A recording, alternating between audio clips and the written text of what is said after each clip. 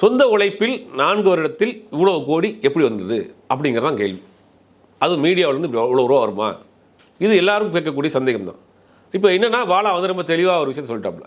இப்போ அவருடைய நிரூபிக்க வேண்டிய ஒரே விஷயம் என்னென்னா, என்னுடைய பேங்க் ஸ்டேட்மெண்ட் இவ்வளோ தான், எனக்கு இவ்வளோ பணம் வந்திருக்கு, இவ்வளோ செலவழிச்சிருக்கேன், இவ்வளோ ஆடிட்டர் ஃபைல் பண்ணியிருக்கேன். கோடிக்கணக்கான 90 லட்ச ரூபாய்க்கு மேலே போனாலே நீங்கள் வந்து ஆட்டோமேட்டிக்காக ஆடிட்டர் ஃபைல் பண்ணோம், லீகலாக காட்டி தான் ஆகணும். அப்போ இவ்வளோ கோடி ரூபாயை வந்து நீங்கள் வந்து செலவு பண்ணியிருக்கீங்க, இத்தனை ஆம்புலன்ஸ் கொடுத்துருக்கீங்க, இத்தனை டிராக்டர் கொடுத்துருக்கீங்க, இத்தனை ஆட்டோ கொடுத்துருக்கீங்க, இவ்வளோ படிப்புக்கு செலவு பண்ணியிருக்கீங்க, இவ்வளோ உதவிகள் செஞ்சுருக்கீங்க. அப்போ இதெல்லாம் வந்து எனக்கு இவ்வளோ வருமானம் வந்திருக்கு, இவ்வளோ செலவு பண்ணியிருக்கேன், எல்லாமே நீங்கள் லீகலாக தான் பண்ணியிருப்பீங்க. அதை எடுத்து போட்டாருன்னா முடிஞ்சு போச்சு. இப்போ யார்ட்டையும் நான் 1 ரூபா கூட வாங்கினது இல்லைன்ட்டாப்புல ரொம்ப தெளிவாக. இது முழுவதுக்கும் என்னுடைய பொறுப்பு தான். அப்போ அதையும் வந்து சந்தேகங்கள் வருது.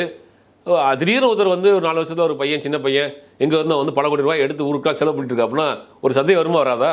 மீடியாவில் என்ன எவ்வளோ வரப்போகுது? இன்றைக்கி உச்சபட்ச மீடியாவில் இருக்கக்கூடிய சிஇஓவாக இருக்கிறவங்களுக்கு எவ்வளோ சம்பளம்னு நமக்கு தெரியும், ஒரு சேனல் ஹெட்டாக இருக்கிறவங்களுக்கு எவ்வளோ சம்பளம்னு தெரியும். அப்படி இருக்கிறப்ப இவருக்கு எப்படி 4-5 வருஷத்தில் பல கோடி ரூபாய் பணம் வந்துச்சு? அதான் கேள்வியே.